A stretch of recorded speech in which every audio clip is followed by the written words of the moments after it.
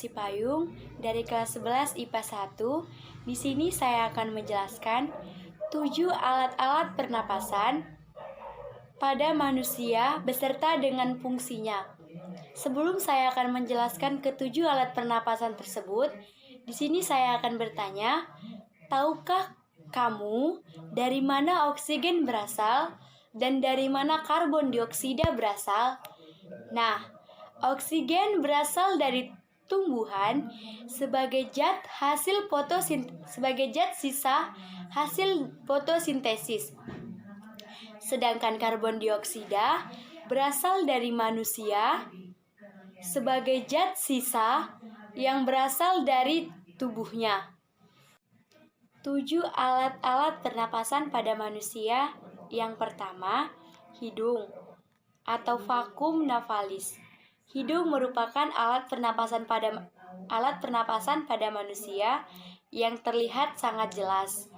Di dalam lubang hidung terdapat rambut halus atau selaput lendir. Fungsinya untuk menyaring udara yang masuk dan mengeluarkan partikel-partikel yang tak dibutuhkan. Yang kedua, faring atau tenggorokan. Faring merupakan saluran perpanjangan dari hidung yang berpangkal pada laring. Tugas utama faring adalah sebagai saluran bagi keluar masuknya udara, yaitu oksigen dan karbon dioksida. Yang ketiga, laring atau pangkal tenggorokan.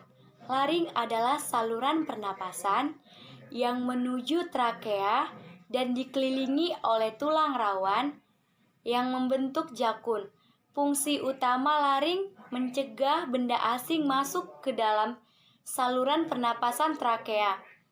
Fungsi kedua, fungsi menelan makanan. Fungsi ketiga, fungsi respirasi atau pernapasan serta memproduksi suara. Yang keempat, trakea atau batang tenggorokan. Trakea merupakan perpanjangan dari laring dan tersusun dari tulang rawan yang memanjang dari leher hingga rongga dada dengan panjang kurang lebih 10 cm.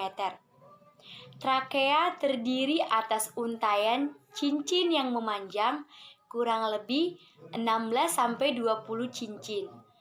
Trakea dilapisi oleh selaput lendir serta sel-sel bersilia yang berfungsi menahan kotoran dari udara hingga tidak menembus paru-paru. Nomor 5, bronkus. Paru-paru dan trakea dihubungkan oleh bronkus. Bronkus terbagi menjadi 2. Yang satu berada di paru-paru kanan dan satu lagi berada di paru-paru kiri.